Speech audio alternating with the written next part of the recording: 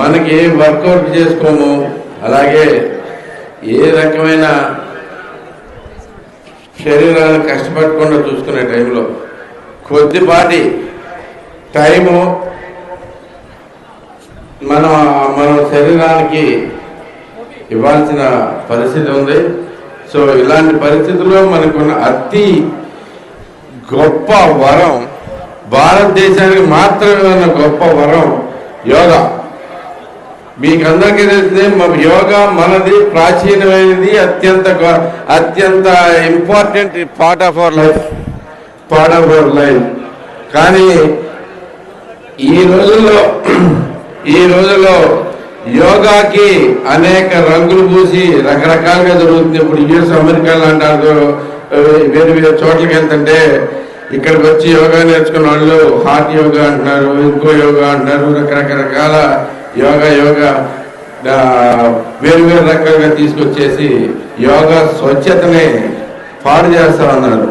యోగా మన పెద్దలు మనకి ఇచ్చిన బలం, మనకి తరతరాలుగా మన దగ్గర పుట్టి ప్రపంచవ్యాప్తమైన యోగాని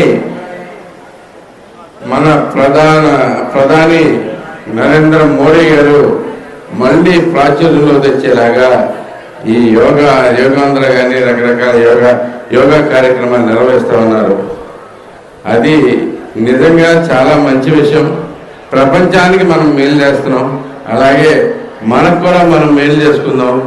ఇలాంటి యోగా కార్యక్రమాలకి మన ఎన్టీఆర్ స్టేడియం కూడా వేదిక కావాలని, ఎక్కడైనా కానీ ఒక యోగా టీచర్ కూడా పెట్టుకొచ్చి రెగ్యులర్గా క్లాసులు ఇక్కడ చెప్తే బాగుంటుందని చెప్పేసి ఆశిస్తున్నాను. మీరు తప్పకుండా వెంటనే చేయాల్సిందే. కమిటీ వారికి కోరుతా నడుస్తుంది లేదు, కానీ మీరు ప్రచారం చూసినా నాకే తెలియదంటే మరి మీరు సరైన ప్రచారం కల్పించి మీరు ఇక్కడ మంచి ఏర్పాట్లు చేయండి, మేమంతా వస్తాం. కనీసం 3 రోజులకు 2-3 క్లాసులు వచ్చేటట్లుగా పెడితే కనుక చాలా బాగుంటుందని చెప్పేసి నేను కూడా ఈ ప్రతిజ్ఞ తీసుకుంటున్నాను. ఈ రోజు నుంచి కనీసం వారానికి 3 సార్లు స్టేడియంలో, ఎన్టీఆర్ స్టేడియంలో యోగా క్లాసులకి మనం అందరం అటెండ్ అవుదాం. దానికి పూర్తిగా ఏర్పాట్లు మన స్టేడియం కమిటీ వారు తప్పకుండా చేస్తారని ఇప్పుడే మాట ఇచ్చారు.